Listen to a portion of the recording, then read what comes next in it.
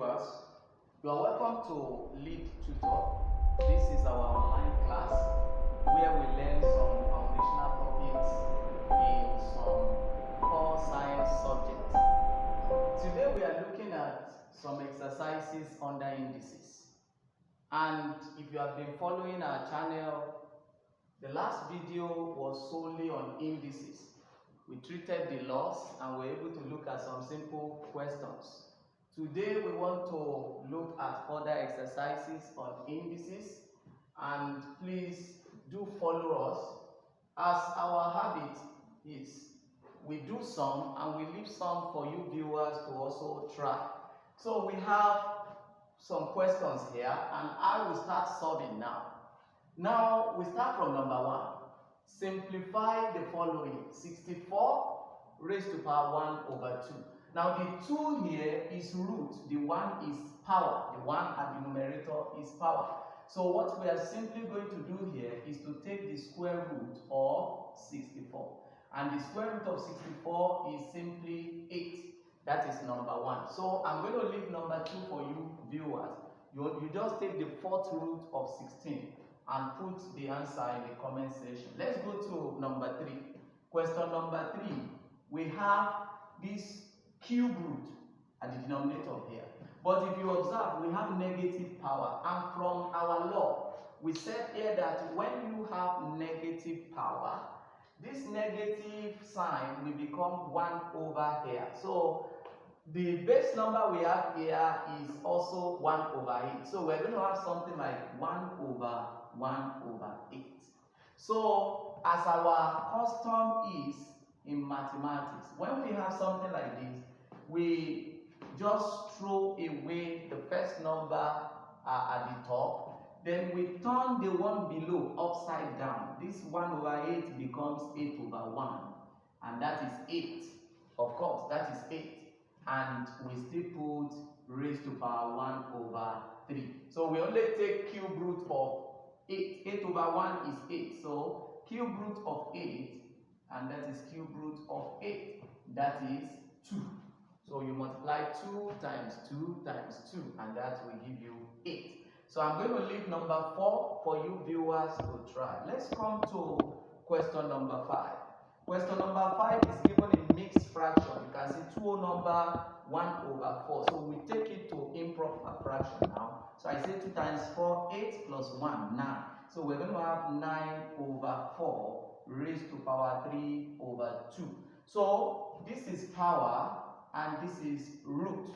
So here we're going to have square root of 9 over 4. So we have used this square root and raised to power of 3. So what is the square root of 9? That is 3. And square root of 4, that is 2. So we have 4 raised to power 3. And that is going to be 27 over 8. And you can take it to mixed fraction as well. So that's going to be 3 whole number 3 over 8. So let's go to question number, let's come to the last question here, 8. Question 8. And we have p raised to power 6, q raised to power 4, and all raised to power 1 over 2. So we open the bracket with 1 over 2, p raised to power 6 times 1 over 2, and dot means multiplication, q raised to power 4 times 1 over 2, and this will take these 2, this will take these 3. So we have p raised to power 3, q raised to power 2. Let's move to this side as I'm going to allow you to solve number 9. Try number 9. So let's go to number 10 now. Number 10 says 2 raised to power n plus 1 times 4. Now what we will do here is that we will try to ensure that we have the same base number, as we can take 4 to 2 raised to power 2. So I can say this is 2 raised to power n plus 1 multiplied by 2 raised to power 2 divided by 2 raised to power n plus 1. So the base numbers are the same now. So we can now just take 1 and say 2 raised to power, then we say n plus 1.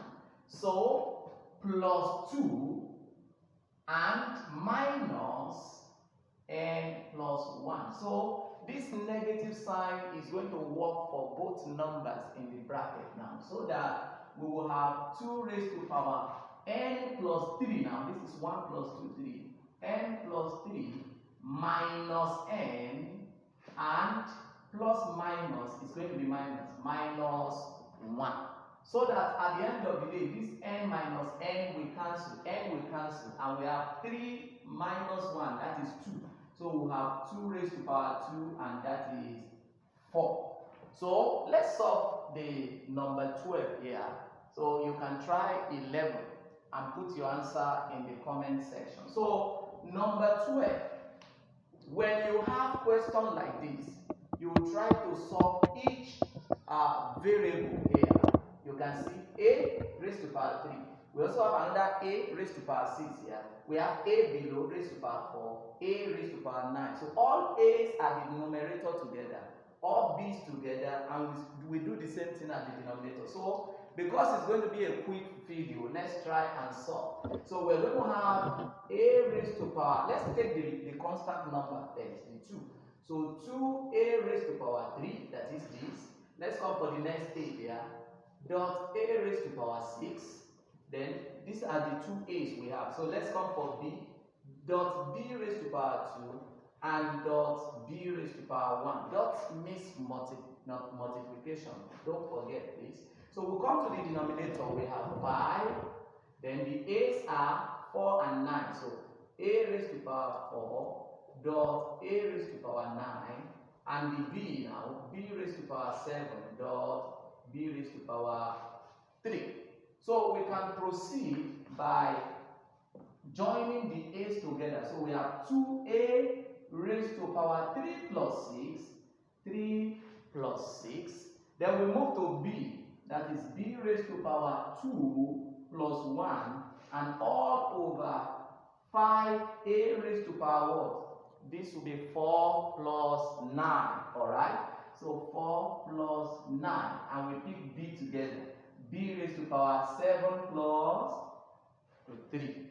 So we proceed. 2 raised to power, 2a raised to power 3 plus 6, and that is 9. For b now, b raised to power 2 plus 1, and that is 3, all over 5 at the denominator, and a raised to power 4 plus 9, that is 13, a raised to power 13, and b raised to power 7 plus 3, that is 10. 9 now, 2a raised to power 9, b raised to power 3, divided by this division sign now is this. So we are trying to simplify. 5a raised to power 13, b raised to power 10. And so we can say this will be equal to 2 over 5, 2 divided by 5. So let's combine the a to be a raised to power 9. Then because of this division sign, we are going to subtract the powers now. 9 minus 13, and dot b raised to power 3 minus 10. And so this is going to be equal to 2 over 5, a raised to power 9 minus 13, that is minus 4, and b raised to power 3 minus 10, and that is minus 7. Now, further simplification will tell us that because of this negative sign and negative sign here, so this a and b are coming to the denominator in this form, that 2 over 5. This a raised to power minus 4 is times 1 over a raised to power 4, because this is 1 over now, and b is going to, the same thing will happen there, times 1 over b raised to power 7. So that means it's going to be 2 over 5. So this a raised to power 4, and b raised to power 7. So here it is the 2 that will only remain at the numerator. So this is the end of this particular number 12 here. You can see it's a bit longer. The calculation is long. So we are still going to try to solve more problems. And from this number 12 now, these are tough questions, tough exercises that we can come across under indices. And questions like this can come in WASE exam and even in UTME.